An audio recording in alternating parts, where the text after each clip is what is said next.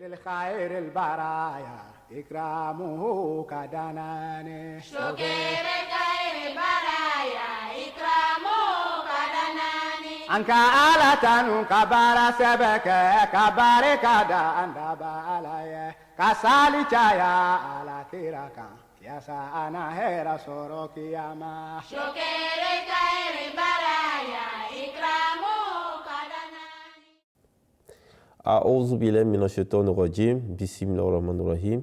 Au nom d'Allah, le gracieux, le miséricordieux, fidèles téléspectateurs de la MTA francophone, assalamu alaikum wa rahmatullahi ta'ala wa barakatuh.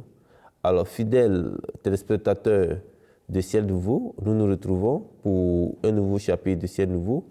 Aujourd'hui, nous aborderons un sujet d'ordre sociétal qui concerne la jeunesse. Alors, le thème qui a retenu notre attention aujourd'hui, c'est le rôle de la jeunesse dans l'établissement de la cohésion sociale, ou si vous voulez, le rôle de la jeunesse dans la préservation, dans la consolidation de la cohésion sociale. On est nécessaire de le dire, la jeunesse constitue le maillon essentiel de toute société, et c'est cette jeunesse-là qui, très souvent, est en première ligne et elle constitue les premières victimes des crises multidimensionnelles. Les jeunes peuvent cependant passer de victimes à acteurs de changement. Elles peuvent donc constituer des vecteurs de paix, d'unité et de vivre ensemble. Alors, pour en parler, nous avons sur ce plateau deux éminents théologiens venus fraîchement de la prestigieuse Jamia internationale du Ghana, avec qui nous échangerons sur cette question d'ordre sociétal.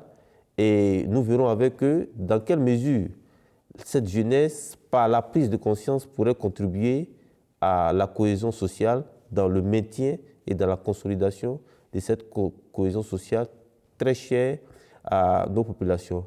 Alors pour en parler, j'ai à ma gauche Mourabi Zalou Mohamed, salam alaikum wa rahmatullah. Wa alaikum salam wa rahmatullah. Et à côté de lui, nous avons Mourabi Abdussalam Touré. Salam alaikum wa rahmatullah. Wa alaikum salam wa rahmatullah. Alors, cher Mourabi, merci d'avoir accepté notre invitation et merci d'être sur ce plateau pour encore nous apporter plus d'éclaircissements quant à cette question de société.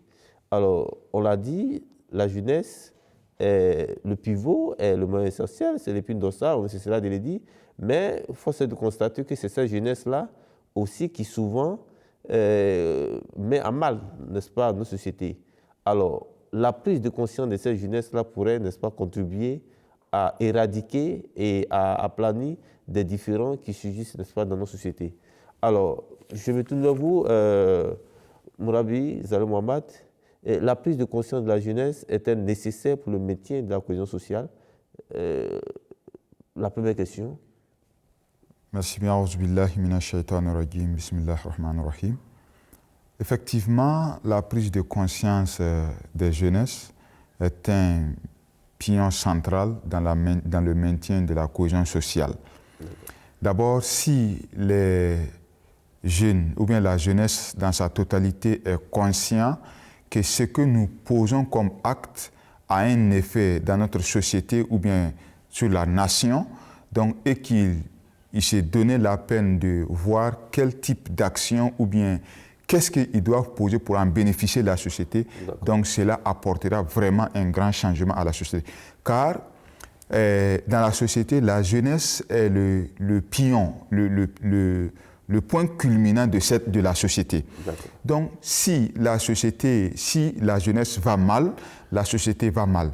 Si la jeunesse se porte bien, par exemple sur les valeurs moraux, s'ils sont bien aptes sur ces points-là, donc tu verras que non, la société va aller de plus en bien.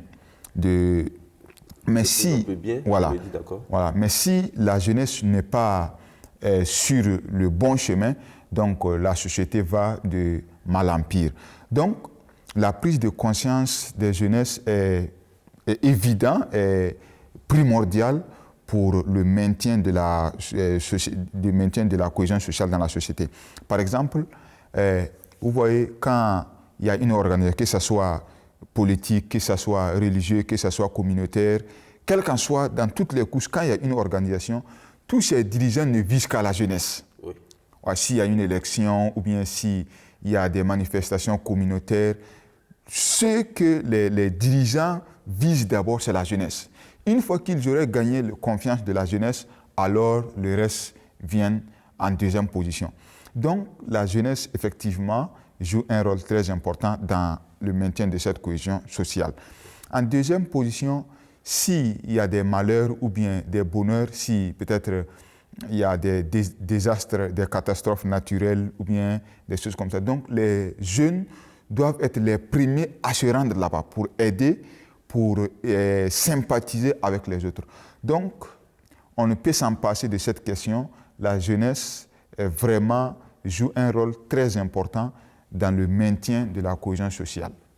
D'accord. Alors, aujourd'hui, les questions de la prise de conscience de cette jeunesse-là. Mourabi Abdussalam, tout à l'heure, on a entendu dire, le frère Zalé Mohamed, que quand la jeunesse va mal, eh bien, la société va mal. Aujourd'hui, cela ne fait aucun secret.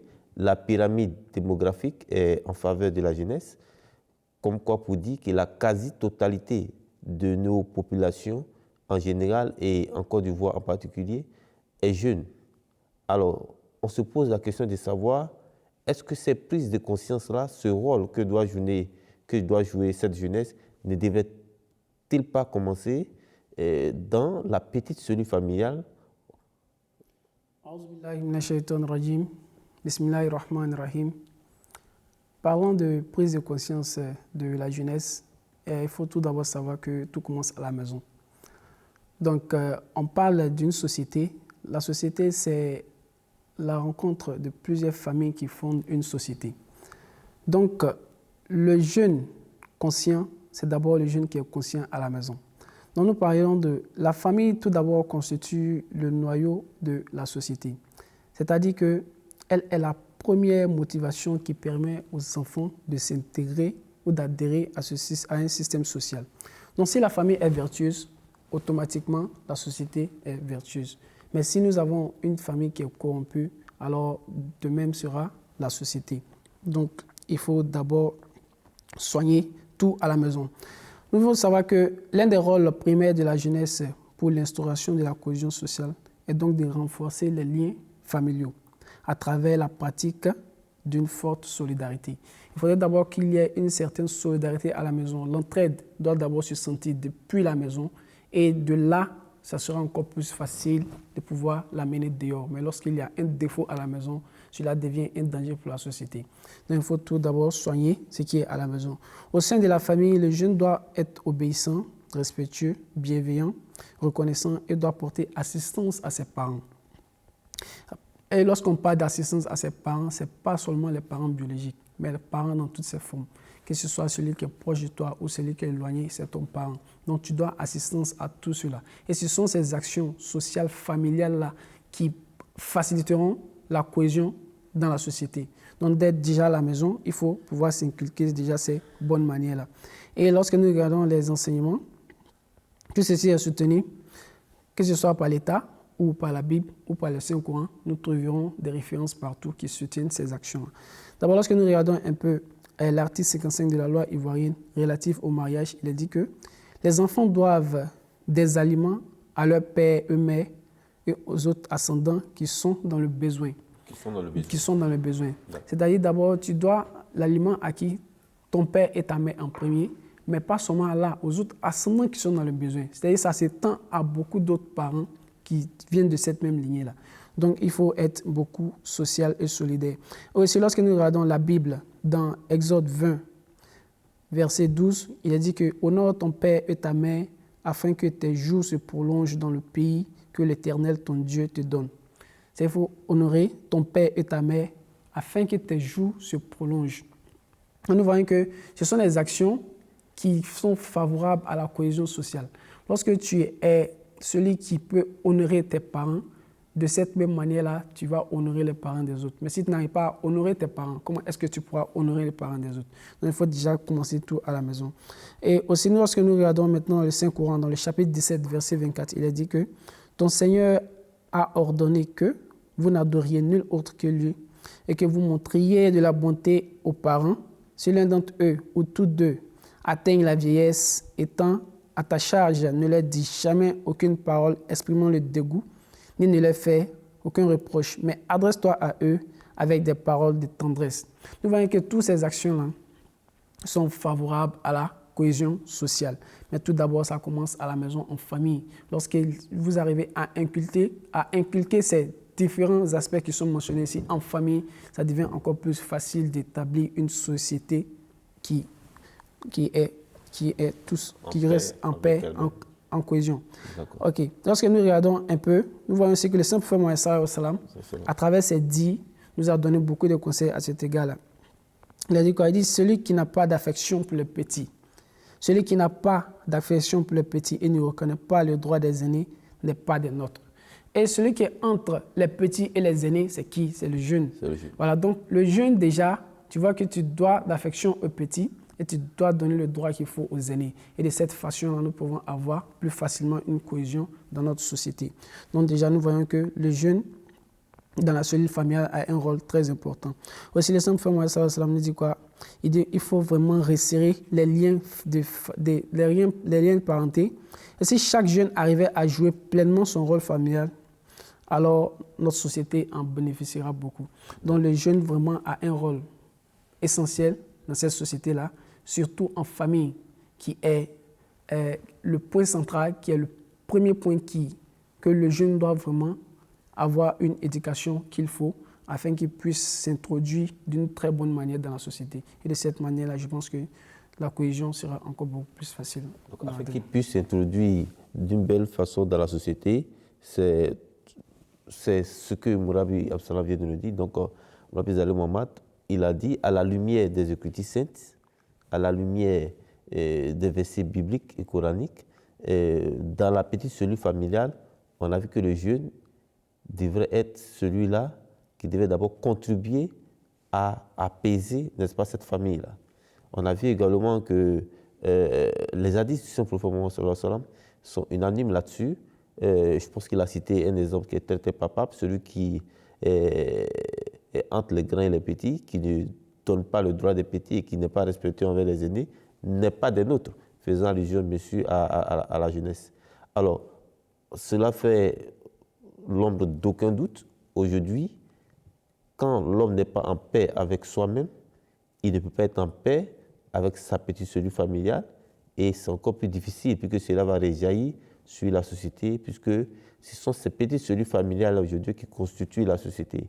Alors quand il y a des crises au sein des familles, eh bien, ces crises-là rejaillissent sur la société et la société a du mal à retrouver la paix. Alors je viens vers vous, Mourabi Zalé Mohamed.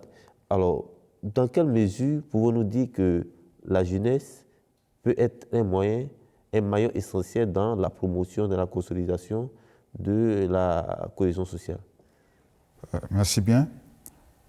Comme précédemment dit, la jeunesse est la colonne vertébrale de la société. Donc, vu ce que le frère Abdussalam Touré vient de dire, si le jeune dans la cellule familiale est bien éduqué ou bien a s'acquitter de ses devoirs, de ses parents, ainsi de suite, donc quand il sort maintenant pour frotter la société en général, d'abord il commence d'abord par son entourage. Si à la maison l'éducation est bien cadrée, ou bien il se porte bien à la famille, il est en paix avec sa famille. Donc quand ce jeune homme sort maintenant, il va côtoyer ses voisins. Et pour ne pas dire le village dans lequel il vit, ou bien la ville dans laquelle il est, ou bien à l'école, à l'université, et côtoyer la société tout en général. Donc, si les jeunes ont cette attitude-là à la maison et que dans la société, il y a cette cohésion, il y a cette bonne manière, il y a cette étiquette qui ressortent de leur famille, la famille a inculqué en eux, vous verrez qu'effectivement, cette jeunesse-là serait un pion central ou bien le pivot pour la cohésion sociale. Donc, si la jeunesse va mal, ou bien si la jeunesse manque ses attitudes, ou bien manque ses moralités, ou bien ses étiquettes, donc ça serait difficile pour que la société va bien. Parce que la jeunesse a pour objectif d'inculquer ça, comme le frère Abdou Salam l'a dit, qu'il a pour rôle d'enseigner aux enfants ou bien à ses petits frères cette attitude-là. Et en même temps, montrer aux enfants comment l'on doit respecter les grandes personnes. Donc, si ce lien, qui est comme un maillon de chaîne qui lie la société, si cette chaîne-là est brisée, alors il n'y a pas de connexion entre les deux. Donc, pour la jeunesse est vraiment comme une épidémie qui, s'il est bien formé, qui peut aussi vite contaminer la société avec ses bonnes qualités morales. D'accord. Alors, merci pour ces précisions. Moulabi Absalam Touré, alors je viens vers vous. Aujourd'hui, on voit une jeunesse qui, de plus en plus, occupe des places qui deviennent de plus en plus des cadres. Alors, on se pose la question, depuis quelques décennies, on a vu des jeunes à des postes de responsabilité. On a vu aujourd'hui des jeunes qui, aujourd'hui, de plus en plus, occupent une place importante dans la société. Okay? On se pose la question de savoir, est-ce qu'aujourd'hui, si la jeunesse arrive à devenir des leaders, à occuper une place importante dans la société, au point où il se trouve que cette jeunesse-là est dans des prises de décision, est-ce que cette jeunesse-là pourrait contribuer à la cohésion sociale? Est-ce que si aujourd'hui la jeunesse est dans l'instance dirigeante, je vais parler des postes. Aujourd'hui, on a des jeunes qui sont leaders. Est-ce que ces jeunes-là peuvent contribuer à la pérennisation de la cohésion sociale? Aujourd'hui, oui, si nous avons des jeunes en tant que leaders politiques, nous avons des jeunes en tant que Sénéca, si nous avons des jeunes en tant que porteurs de la voix de la jeunesse, si nous avons des jeunes dans différents endroits, que ce soit au niveau de l'enseignement, que ce soit dans beaucoup d'autres domaines, ils peuvent jouer le rôle de l'unificateur si vraiment ils se fient aux enseignements qui nous sont donnés par les Écritures saintes. Lorsque nous regardons les dits du Saint-Prophète Mohammed sallallahu alayhi wa sallam, il dit que chacun de vous est un berger et sera questionné selon la responsabilité qui lui sera confiée. Donc, en tant que jeune leader ou en tant que jeune qui occupe une place où ta voix arrive aux autres, il va falloir que tu sois en mesure d'être unificateur. Il ne faudrait pas que tes paroles soient la cause des divisions dans la société, mais il faudrait que tes paroles soient plutôt une parole de motivation, une parole qui va amener les autres à suivre la bonne voie. Lorsque nous regardons le Saint-Coran dans le chapitre 14, versets 25 à 26, le Saint-Coran nous dit: ne vois-tu pas comment Allah expose la similitude d'une bonne parole? Elle est comme un arbre dont la racine est solide et dont les branches atteignent le ciel et donne ses fruits en toute saison, suivant le commandement de son Seigneur. Et Allah expose des similitudes pour les hommes afin qu'ils puissent réfléchir. Le Messie premier, alayhi salatu wa salam, en expliquant un peu ce verset dans son livre qu'on appelle La philosophie des enseignements de l'islam, s'exprime ainsi. Il dit: une parole pieuse est celle qui ne connaît ni excès, ni manquement, ni mensonge, ni vanité, qui est parfaite, sans défaut, dont les racines sont solidement ancrées dans la terre et dont les branches de l'arbre produisent continuellement des fruits. Et à aucun moment, les branches de l'arbre sont sans fruits. Pour dire que quoi, jeune en tant que leader qui fait usage des paroles pieuses, qui fait usage des paroles parfaites, qui porte des actions qui sont sans défaut dans la société, ce jeune-là facilement peut être unificateur, ce jeune-là peut contribuer à la cohésion de cette société-là. C'est ainsi qu'il explique ce verset. Nous voyons que ces différentes paroles-là se résument un peu au jeune qui est leader et qui fait usage de toutes ces bonnes actions-là, contribuera effectivement au bien-être de la société, contribuera effectivement à la cohésion sociale. Et à travers lui, à travers cette jeunesse-là, nous pensons qu'une jeunesse qui est consciente du rôle qu'il joue, une jeunesse qui vraiment suit ces enseignements-là, elle devait vraiment être l'unificateur de notre société. D'accord. Moulabi Mohamed, on a vu que les jeunes, effectivement, s'ils occupent, j'allais dire, des places, des positions dans nos sociétés, s'ils sont des leaders, s'ils sont aujourd'hui à des postes de responsabilité, devraient et pourraient n'est-ce pas, contribuer à la pérennisation de la cohésion sociale. Alors, s'ils se retrouvent dans le cas inverse, où ils sont soumis à des autorités, est-ce que l'obéissance à ces autorités-là ne devait-il pas contribuer à pérenniser également la cohésion sociale? Oui, effectivement, l'obéissance joue un rôle important dans le maintien même de la paix et de la cohésion de la société. Parce que le respect prône la paix. Et le contraire du respect, c'est-à-dire révolter ou bien rébellion, menace la paix au prix de la détruire. Donc, la jeunesse étant le pivot de la société, si ils respectent ou bien ils obéissent les autorités, donc cela a pour but à garantir la paix. Donc, et Dieu, dans le cadre du Saint-Coran, nous dit dans le chapitre 4, verset 60, il dit « Ya ayyuhallazina amanu ati'ullaha wa ati'ur rasula wa ulul amri minkum » c'est-à-dire, ô vous qui croyez, obéissez à Allah et à son messager et ceux qui ont de l'autorité sur vous. Et ceux qui ont de l'autorité sur vous. Donc, là n'est pas la question que c'est une autorité religieuse ou bien une autorité politique. Le fait qu'il ait autorité, donc le Saint-Coran ou bien l'islam nous demande, on doit l'obéissance à cette autorité. Donc, et là, ça ne s'arrête pas là. Une fois, un compagnon demanda au Saint-Prophète sallam, et si cette autorité ne nous donnait pas nos droits et qu'il exigeait nous de son droit. Le Prophète sallam, toujours pour le maintien de la cohésion sociale, pour le maintien de la paix, le Prophète sallam lui a dit que s'il ne vous interdit pas d'acquitter vos devoirs religieux, c'est-à-dire qu'il ne vous interdit pas de prier, d'offrir vos rituels d'adoration, alors vous devez obéissance à ces autorités. Car ils seront responsables de leurs actes. Et toi, tu serais responsable de tes actes.